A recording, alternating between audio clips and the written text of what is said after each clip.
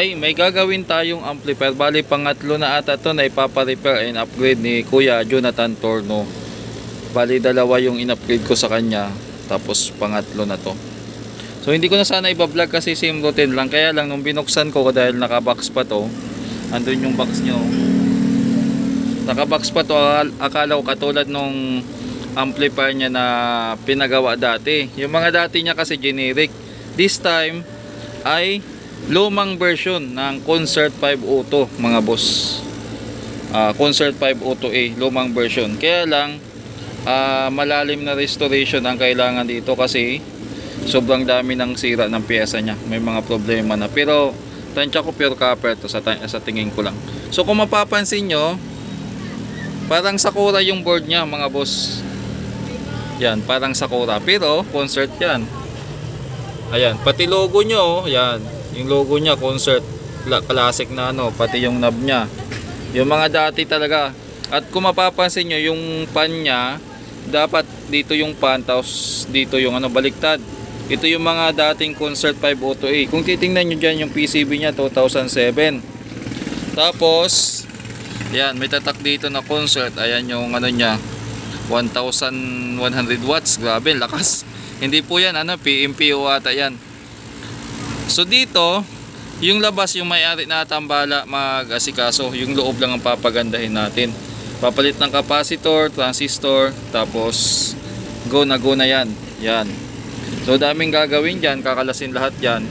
Lilinisan, lalabhan, tapos isa sa ayos. Yan. So mixing video lang ata kung wala namang ano. Wala namang aberya yung gagawin dito. Tuloy-tuloy na natin to. Kakalasin ko na muna lahat. Mga boss, kalas na pati output kasi papalitan natin na mas malaki yan. Capacitor na malaki, kahit kinalawang na, ayan oh, nagkaroon na ng problema dito sa puno niya. Ayan. Papalitan na rin natin yan. Pati itong sa ano, tingnan nyo, naputol na yung pinakapaa. Dito yan. Yung sa fuse, kinalas na rin natin sira na rin to. Ayan oh. Tapos yung ibang mga pyesa dyan pag nalinis na lang. Ganon din doon, pati heatsink nakalas na para masimula natin linisan bukas yan. Sabi ko sa inyo mga boss, ang buong araw na naman mula na maglinis tapos magkabit ng pyesa. Patapos pa lang ako dito sa mainboard. Inisa-isa ko pagpalit. Ayan oh. Ang dami natin mga kinalas na papalitan. Pati yung mga connector, yung resistor dito, yung relay. Kasi upgrade natin yan. 12 volts dati yan. Papalitan natin ng 24 volts. Tapos yung dropping resistor niya para sa supply ng relay, pinalitan natin ng malaki. Mataba yan na ano, 270 na 5 watts. Yan. So malabong masunog yan. Tapos yung mga resistor dito, mga capacitor, yan. Yung iba naman, transistor na malalaki, yan, ibalik natin yan. Tapos yung diode, nilinis natin. Yung fuse pala na daw, papalitan natin. Capacitor sa relay, ganun din. So in-update ko lang kayo para may video din naman tayo. Ang daming kalawang oh. Update, makala talaga yung shop natin oh. So mga boss, yan yung harapan, natapos na natin. Yung board pala namin tapos na rin. Bali pa-finalize lang natin. Dito nilagyan ko ng glow. Tinanggal ko na kasi tong dati niya gawa ng ayan oh. Nagkaroon na ng problema, lost connection dyan sa terminal niya, yung contacts niya. So ganoon din, pag nilinis yan, minsan bumabalik din agad yung problema. So dinirekta na natin, pati dito, nakaglow na rin yan. Bali, pati itong ano, binago ko na rin kasi potentiometer, mga switch, bago na yan. Yung transformer na lang kasi itong ginagawa natin ay diretso upgrade. Hindi ko pa pala nakakalas. Ito yung transformer, bigat. Kaya ba ito ng kamay ko, kaliwa?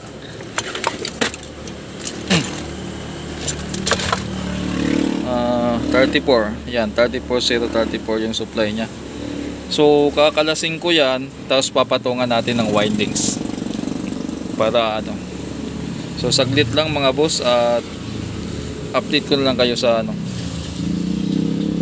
Okay mga boss, so natapos na natin yung transformer. Nasukat ko na yung 50-50. Hindi ko naman ata na video na naman. Tapos na-add ko yung Ang dinagdag ko kasi dito 34034 to. So nagdagdag tayo ng windings na sa mga magtatanong. Para maging 50050, nagdagdag ako ng 35 turns. Ang gamit ko na wire ay number 19. So number 19 din kasi yung wire na gamit niya mga boss. Sinukat natin, meron tayo ngayon pansukat. Number 19, so number 19 add natin. So yung original niya ay 34034 volts. Tapos nagdagdag tayo, palit ulit ako. Pero ayos na mga boss, ano na lang. Pag actual na lang natin sa board testing natin. Ngayon magpipintura sana ako kasi pipinturahan natin to. Tapos yung mga konting kalawang kahit papaano mawala. Kaya lang naulan. Kaya mainto. Gagawin ko siguro mag-edit na lang ako ng mga video. Ito na mga boss yung transformer na ikabit na natin. Napinturahan ko na din yan. Sakto ba o isagad-sagad ko na lang. So susukatan natin dito ng supply muna. Tapos yung naka AC voltage na tayo. Ayan. So power na natin. Hindi pa nakakabit yung dito, supply. Monitor lang natin yung supply dito sa AC. Naka ba tayo? Naka AC yan. Naka AC tayo. Power natin. Umilaw na yung bulb. Ayun, nawala. So ibig sabihin matik, tama naman yung kabit natin. Okay. Ano ba nangyari dito sa 59 supply niya?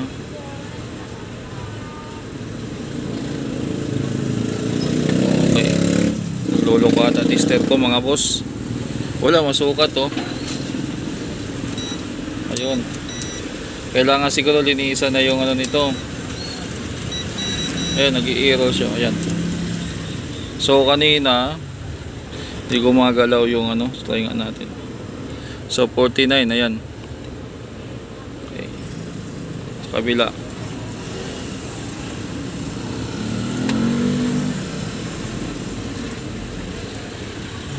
din. So punta tayo sa DC. Nag-i-error. Madumi na siguro yung nagre-resistance. Kailangan siguro malinisan to. Siguro pag kasi to second hand, binigay lang din sa akin ni Brother Ram. Yung mga pinaglumaan nila. So bago yan matuluyan, kailangan makabili ako ng pamalit. So nasa 60. Ba't naglalaro? Tama naman DC, di ba? 63, yan 63 volts. Yan 63 steady. Yung biasing natin random kung saan lang tayo mag-inject. 0.4 DC offset sa isang channel. Ayan 0.21, okay. Sa kabila naman okay, parehas lang. So nagpitik na yung relay, balik ko na lang, tapos umaandar na yung pan. Pangkabit na lang natin yung dapat ikabit, sound check tayo. Okay mga boss, ito na. Gumagana na, hindi ko pa nailagay dito yung pero tumutunog na yan.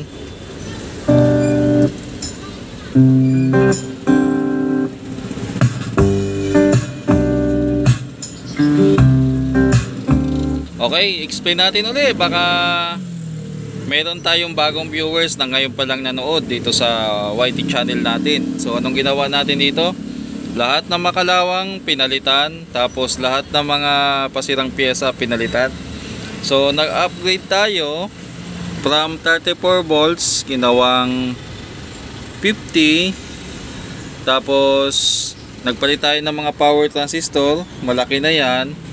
Nagdagdag tayo ng heatsink, capacitor, ayan. Nagpalit din tayo, dalawa. Tapos dito may konting binago lang dyan sa Zener diode, capacitor, at saka sa value ng mga resistor. Yan. So meron akong video nito na detalyado. Hanapin nyo na lang yung 502B to 502H para hindi na tayo magpulit-ulit ng paliwanag. So ano bang masasabi ko dito? So far okay naman yung gawa ko.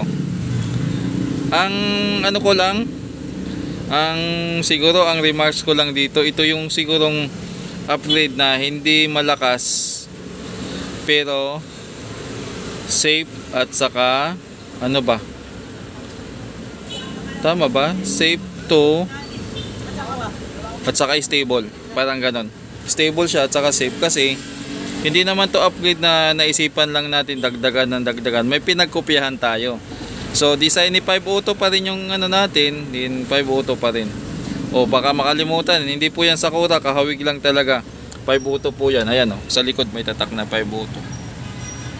Ayan. Ilumang modelo nga lang yung mga ano. So okay na siya. Hanggang dito na lang mga boss. Thank you. Okay mga boss, natapos na natin at nahanap na natin yung sirang. Bali nag sound check na ako kanina, hindi ko na lang na demo sa inyo. Kasi okay naman talaga siya kung mapapansin natin sa previous clip ng video natin. Okay naman, may bias naman doon. Pero bigla kasing naging basag ang tunog. Nagulat lang ako. So inisa-isa ko, ito yung nahanap kong sira. Shortcut na lang tayo mga boss para madali. So ito yon. Ang transistor na to ay 940. Okay.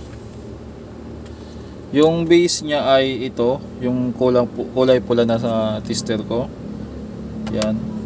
So ang nangyari sa kanya, mayroong base to collector, base to emitter na wala.